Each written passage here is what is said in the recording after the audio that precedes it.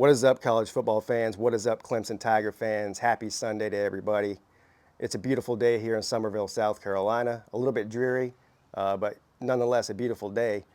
Of course, it's always a great day to be alive, and it's always a great day to be a Clemson Tiger. Well, last night was a lot of fun, wasn't it? For a lot of reasons. Obviously, happy to get out of the game with a dominating win against a top 10 team, a very good team at NC State. If you just looked at the scoreboard, you say, well, 20 to 30, that's not dominating. Pete, what are you talking about? Well, the scoreboard does not reflect the game. If you watch the game, everybody knows Clemson dominated that game from start to finish against a very, very good NC State team. And this solidifies their place in the division, and it solidifies their position in the conference right now. Obviously, Wake Forest and NC State, both divisional opponents, wins over both of them back-to-back weeks, both ranked teams. And it also helped that Wake Forest went down to Tallahassee yesterday and got a victory against Florida State. Florida State might have been really the only other real threat in the division, and Wake Forest kind of took care of that for Clemson. Now, Clemson still has to play Florida State, but if you know how the head-to-heads work and everything, Clemson's in the driver's seat is my point right now in the division and in the conference. The Coastal Division is a complete mess. I don't even know what's going on in the Coastal Division. I think whoever it is, most likely Clemson that comes out of the Atlantic, I think that the Atlantic is the far stronger division in the ACC. But anyway, there's a lot of football left to play. We'll see what happens. But let's get into last night's game. Did everybody enjoy their cigar last night in their red Solo cup? I know I did. Man, that cigar tasted good, didn't it? But you already see right now, because the narrative coming into this week was that Clemson's overrated. They're going to get exposed. NC State's a better team. This is all over social media and all over TV. This is what you heard all week. Really the past 2 weeks. You heard the same thing about Wake Forest, and then that carried over into NC State game. Well, now, of course, if you go on the internet, you'll find just what you find every year. This happens when Clemson takes care of business against these teams that they say are going to expose Clemson. Now Wake Forest is overrated. Now NC State's overrated. Blah, blah, blah, blah, blah. And the players hear this stuff. The coaches hear this stuff. They don't talk about it, but they don't live in a bubble. And all of that kind of talk just gives them all that much motivation. But this was probably it was the most complete game on both sides of the ball that Clemson played. And I said the same thing last week. The difference was last week against Wake Forest, there were some deficiencies exposed in the back end of the defense against a very, very good quarterback in Sam Hartman. No, I take that back. A great quarterback in Sam Hartman and a couple of great receivers that will be playing on Sunday as well. But they got out of there with the victory. And but last night, they put it all together. The defensive line for Clemson, KJ Henry, Miles Murphy, Tyler Davis, dominated the game from start to finish. They had, the eye of the tiger, no pun intended, especially KJ Henry. They made it really, really difficult for Devin Leary. And I said that going into the game, that was really the key to the game, is to be disruptive. And they lived in the backfield, and they disrupted last night.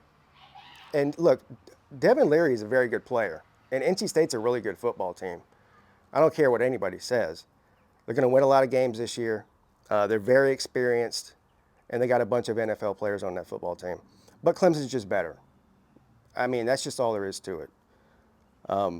But yeah, so the defensive line lived up to the hype last night. That's the defensive line that we've been looking for all season and going into the season that everyone's been talking about.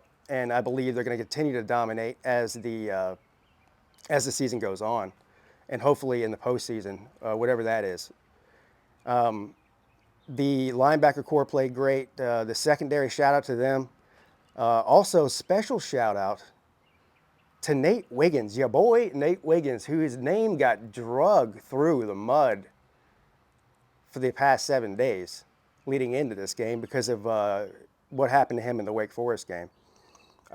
He played great. Excuse me. The only criticism I have for Nate is he made some great plays last night and he played great. A little bit too much showboating for me. I mean, look, I'm happy for you, Nate. You played great. Good for you. But let's tone it down a little bit. All right. Look, you're not that great yet. I think you will be great, but let's tone it down a little bit. The rest of the secondary played good. It was unfortunate about Andrew Bakuba getting ejected for targeting, and I'm not going to sit around and even attempt to complain about targeting calls anymore. I don't know what targeting is. You don't know what targeting is. Nobody knows what targeting is. Everyone claims to know what targeting is. I don't even think the referees really know what targeting is. As soon as targeting happens, you start hearing people citing the rules, crown of the helmet, launching, this and that. It's subjective from game to game and from week to week, all across college football. So it is what it is. He got ejected, but after he got ejected, the secondary held their ground and finished the game out. DJ, your boy DJ, another great game last night. Now, like I was talking about earlier, if you just look at the scoreboard 20-30, you might think the game went differently if you didn't watch it. Well, the same sort of goes with DJ's stats from last night.